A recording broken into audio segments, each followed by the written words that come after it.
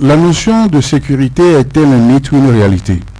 C'est la question qu'on est en droit de se poser au regard du dernier événement tragique survenu dans notre pays en début de cette semaine qui s'achève. La mort d'un haut gradé de l'armée dans des circonstances mystérieuses et non encore élucidées fait jaser la toile depuis que le procureur de la République a confirmé l'hypothèse selon laquelle la victime a été tuée par balle. Et en l'absence de toute information et de communications officielles, les commentaires et les rumeurs les plus folles vont bon train. On a donc appris l'assassinat du commandant du 1er bataillon d'intervention rapide le 4 mai dernier dans son bureau à l'intérieur d'un camp militaire.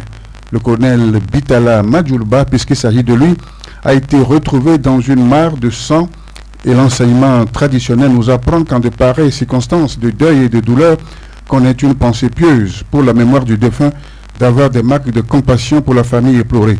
Chez nous, on ne se réjouit jamais de la mort d'autrui, quel que soit ce qu'il fut de son vivant, ennemi, sorcier ou malfrat. C'est une vie qui est fauchée et donc une grande perte pour l'humanité. Nous en profitons pour rendre hommage à toutes ces victimes connues ou inconnues qui ont versé et continuent de verser leur sang pour un oui ou pour un non, et en particulier celles qui sont tombées en cette période de couvre-feu, mesure destinée à assurer la sécurité sanitaire de la population. Les forces armées togolaises viennent donc de perdre un de leurs hommes les plus aguerris, à en croire les témoignages de ses frères d'âme, Bitala Madjoulba, surnommé Gros Bras. Il n'en impose pas sa carrure forte, son physique impressionnant, était l'un des officiers les plus valeureux de notre pays. Et alors, pourquoi a-t-il été tué? Qui aurait pu commettre un tel meurtre? Et de plus, à l'intérieur du camp militaire, où la sécurité est supposée plus renforcée et garantie. Qui sont les commanditaires d'un tel assassinat qui survient juste au lendemain de la prestation de serment du chef de l'État à laquelle il était présent?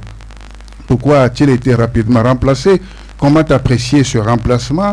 Erreur administrative ou morale? Ce sont des questions que cet esprit ne peut manquer de poser et forcément doit s'attendre à des réponses pour avoir la vérité dans cette affaire de mort d'homme. Une de plus qui ternit l'image du pays en matière de protection des droits humains. Quand un officier de haut rang trouve aussi facilement la mort dans des conditions troubles, il y a de quoi s'interroger et en être inquiet. Et ça dit que personne n'est en sécurité sur la terre de nos aïeux.